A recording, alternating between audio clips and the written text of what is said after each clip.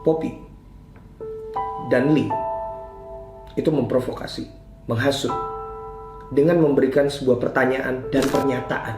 Lee memberikan pernyataan yang menggiring opini, Poppy memberikan pernyataan. Pagi-pagi pasti happy. Acara apa itu? Jadi kemarin tanggal 11 Desember 2017 baru aja itu saya menulis sesuatu keberatan saya kepada sebuah program di Trans TV yang namanya Pagi-pagi Pasti Happy. Teman-teman bisa lihat di postingan saya, di postingan Instagram saya @duniamanji. Di situ saya menyatakan ketidaksukaan atau keberatan saya karena mereka menayangkan saya sebagai narasumber padahal saya tidak bersedia. Jadi memang keadaannya seperti itu. Saya harus menjelaskan bahwa mereka menelpon saya untuk menjadi narasumber. Saat itu ada Sheila menjadi bintang tamunya, lalu saya tidak mau. Saya tidak bersedia dengan beberapa alasan yang saya punya. Well, alasan apapun itu adalah hak seorang narasumber. Saat itu saya menjadi narasumber. Tapi tiba-tiba saya di on air kan, langsung terhubung dengan host, langsung on air di TV. Masih ada tayangannya, bahkan juga sempat masuk ke akun gosip. Dan itu menyalahi peraturan. Karena di sini saya harus bacain dari Pedoman Perilaku Penyiaran dan Standar Program Siaran atau P3SPS. Itu bunyinya begini. Persetujuan narasumber, pasal 28 ayat 1, lembaga penyiaran tidak boleh menyiarkan materi program siaran langsung maupun tidak langsung yang diproduksi tanpa persetujuan terlebih dahulu dan konfirmasi narasumber. Diambil dengan menggunakan kamera dan atau mikrofon tersembunyi atau merupakan hasil rekaman wawancara di telepon, kecuali materi siaran yang memiliki nilai kepentingan publik yang tinggi.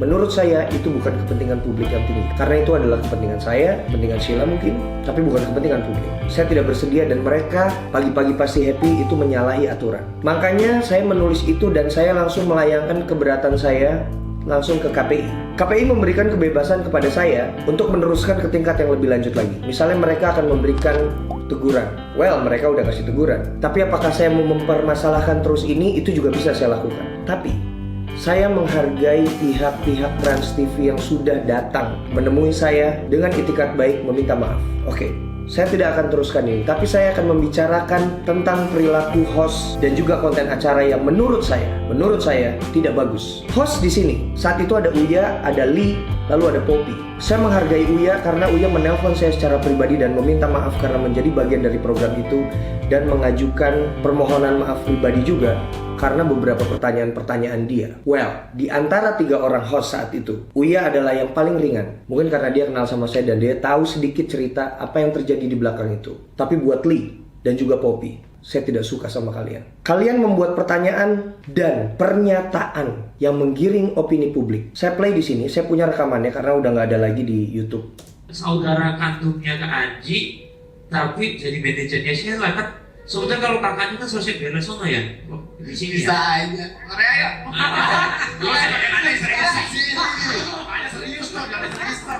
Oke.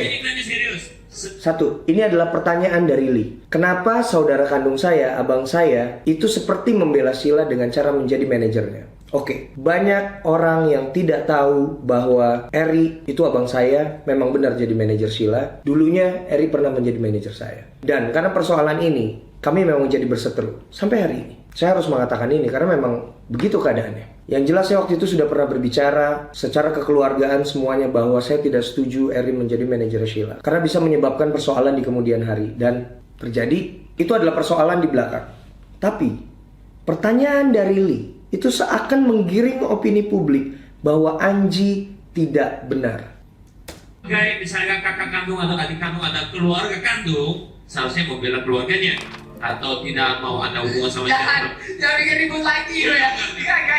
Oke. Dan mereka ketawa-ketawa. Nih, dengerin. Artinya berarti ada sesuatu di situ. Apa yang membela hubungan sama Anjinya gitu. Iya, berarti kan di sini bisa Ini jadi Poppy. karena masalah pekerjaan, satu lagi bisa jadi karena ada sesuatu yang membuat ia yakin kenapa bisa berada di sini. Nah, kalau misalnya selama ini kita mempersepsikan sesuatu Dengerin ini. itu sempurna, karena tadi kan berarti ada sesuatu yang perlu diklarifikasi mengenai kesempurnaan dari kita tahu tayangan-tayangan dan informasi dan serta lagu-lagu yang selama ini kita dengar kan gitu kan. Dikaitkan dengan kondisi ada seseorang di belakang ini adalah anak. Oh Tuhan. Nah itu dia, kaitan sama perempuan. Semua perempuan suka lagu itu, ibu-ibu semua suka. Poppy itu bukan memberikan pertanyaan, tapi memberikan sebuah pernyataan. Dia bilang di balik kesempurnaan yang terlihat sempurna, itu ada yang perlu diklarifikasi, berarti ada apa di baliknya. Di situ dia menyatakan bahwa di balik kesempurnaannya, di balik lagu-lagunya, ada seseorang, anak, dia bilang. Terus Lee nyanyi, oh Tuhan ku cinta dia. Poppy dan Lee, lagu dia bukan buat Leticia. Leticia masuk ke dalam kehidupan saya bulan Februari tahun 2016. Lagu dia sudah direkam, udah jadi pertengahan tahun 2015. Kalian so tahu. Dan Poppy memberikan pernyataan. Pernyataan yang menggiring opini bahwa saya, di balik kesempurnaan saya ada apa-apa. Saya tidak pernah merasa saya sempurna. Mana ada orang sempurna. Ini pasal 35. Wawancara suatu program siaran wajib mengikuti ketentuan sebagai berikut. Wajib bersikap netral dan tidak memihak. Jelas mereka memihak. Tidak menyudutkan narasumber dalam wawancara, oke? Memberikan waktu yang cukup kepada narasumber untuk menjelaskan dan atau menjawab. Tidak memprovokasi dan atau menghasut penonton dan pendengar. Poppy dan Lee itu memprovokasi, menghasut dengan memberikan sebuah pertanyaan dan pernyataan. Lee memberikan pernyataan yang menggiring opini, Poppy memberikan pernyataan yang menghasut dan juga menggiring opini. Katakan kalau saya salah.